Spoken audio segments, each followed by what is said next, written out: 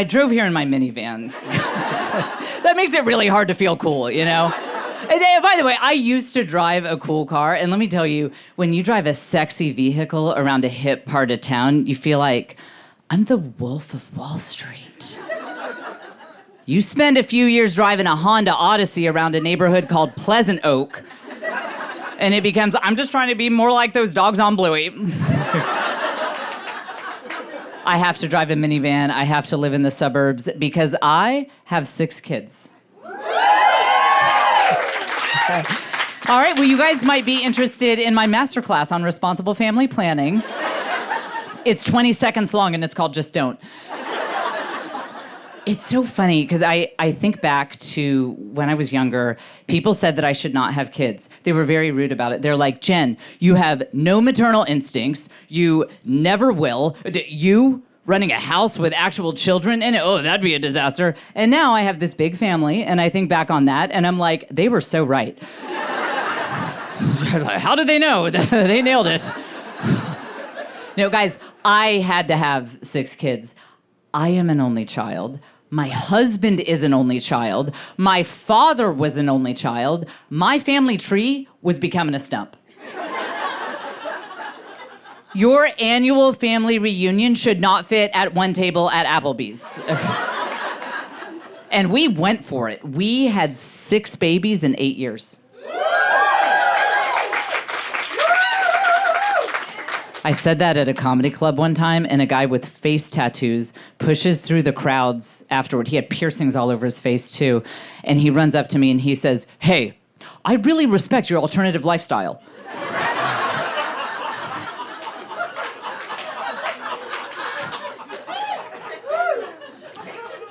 Let me tell you, when you announce your second pregnancy, people say, are you trying to get a boy and a girl?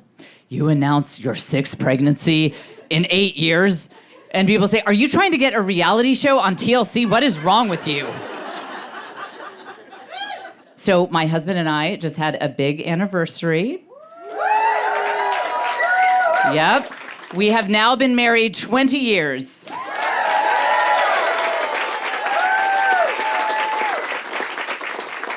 Now, those of you who have been married for a while know that as the years go on, you have to be intentional to keep the spice alive. So, for our 20th anniversary, I finally let my husband live his ultimate fantasy. I told him that for a whole night, I would take any constructive criticism he had for me. Okay, now you guys are pretty young, but when I say this in front of middle-aged crowds, there's always a couple 60-year-old guys in the back who are like, that is so hot. They're like, is there a place where I can just watch that on the internet? Like, that's what I'm into in this phase of life. No, that was a wild night. I haven't spoken to him since then, but... Now, this is the point, talking about kids and marriage, where a lot of people would make graphic jokes about how those children were conceived, how they were brought into the world. I will not be doing that because my husband is a very private person. He would have you know that we reproduce asexually.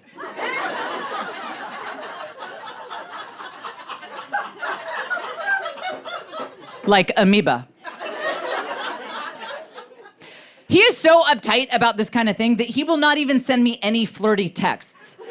I try. A couple weeks ago, I texted him, hey there, looking pretty sexy today. He replied, received.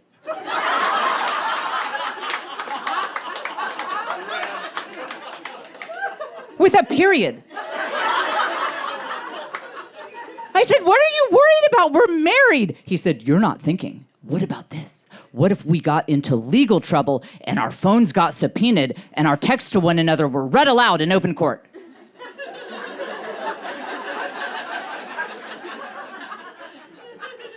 I said, okay, if that scenario played out, we would have a lot bigger issues than a couple of eggplant emoji. He hesitated to ask me out when we first met because I'm 3 inches taller than he is.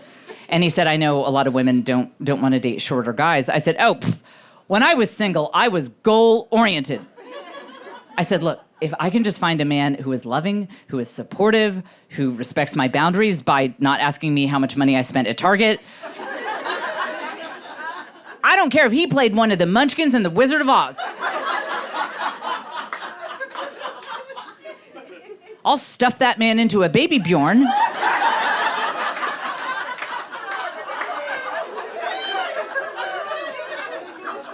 Take him out for a date night. We'll have a lovely time. You don't have to be able to ride a roller coaster with your spouse. It's not like a requirement, for a good marriage.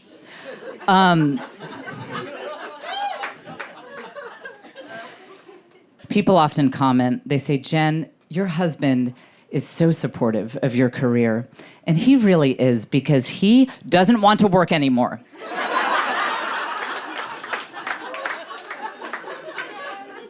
I have a theory that on a deep caveman level, it is very important to men to be the primary providers for their wives and children for about 15, 20 years, and then they're out. I see these young wives on Instagram who are like,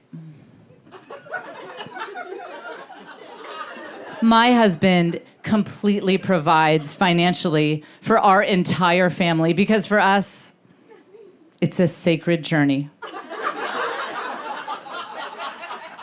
I'm like, girl, you're in a relay race. You just don't know it. That man's gonna hit his 43rd birthday, run up to you, throw the baton at you, be like, this is your problem now, I'm out.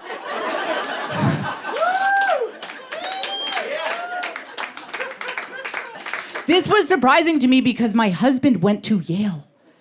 When I was dating him, I thought, man, if I can just get a ring on it, the minute we say I do, poof, all of my financial problems disappear. Single ladies, I need to inform you. Men have discovered work-life balance.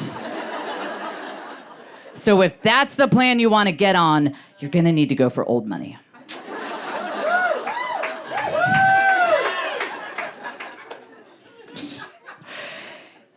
A couple years ago, he sat me down and he said, Jen, you stayed home with our children for so many years.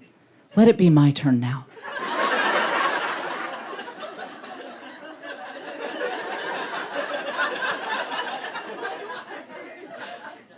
I said, okay, so I stayed home with them when they were a bunch of screaming gremlins. Now you're willing to stay home with them when they are a jovial brood of free bartenders and chauffeurs. And we got a lot of kids, so he's got like 2 dedicated kids just to make his queso.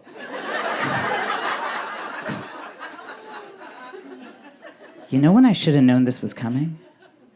A while back, he started sending me a lot more girl boss memes on Instagram. It would be like, girls can do anything.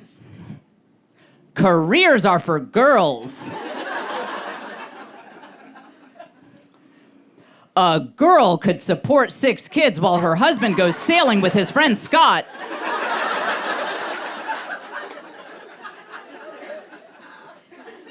I was like, is he making these?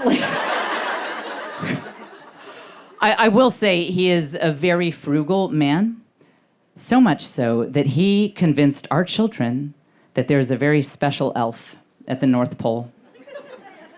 This elf is in charge of quality control. And he puts his special bright orange little sticker on only the finest toys. And his name is Clarence.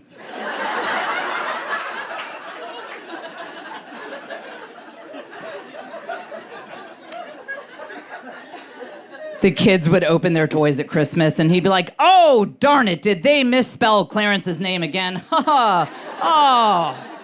But Clarence is killing it. He is almost as good as the Easter Bunny's assistant rollback. He's like, these guys are incredible. I learned the hard way. Do not let your very frugal spouse get gifts for the tooth fairy to give. My daughter had lost a tooth. It was time to set out the tooth fairy gifts. And I said, all right, what did you get? I knew it would be something from the discount bin at Walmart. So he pulls out his bag. The first thing he has in there, I swear to you this is true. Hand on my Bible app. I swear. It's a floppy rubber rat. I had so many questions, starting with, like, where does the market demand for this product come from? You know, who was like, our home is not complete without, I don't know. I was like, okay, what else did you get? So he pulled out a bottle that had liquid in it. And I said, oh, is it a fragrance? He said, sort of. It was deer lure. Deer come to our neighborhood, and my daughter likes to see them.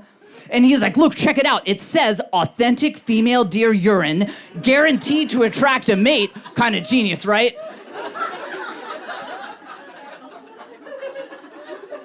I said, I just have to take a moment. So this is where our house is now. The tooth fairy is bringing pee. And it's for hunters. So on the back, there was a picture of an angry buck with rifle crosshairs over his little deer face. I said, this is literally the worst tooth fairy gift in the world. But it was 11 p.m. and I didn't have any better ideas, so that is what we left. Imagine my daughter rolling over that morning. She's like, oh, what did she sees what looks like a dead rat and a bottle of animal urine with a deer that's about to be shot on it. I don't think she thought the tooth fairy came. I think she thought the mafia came.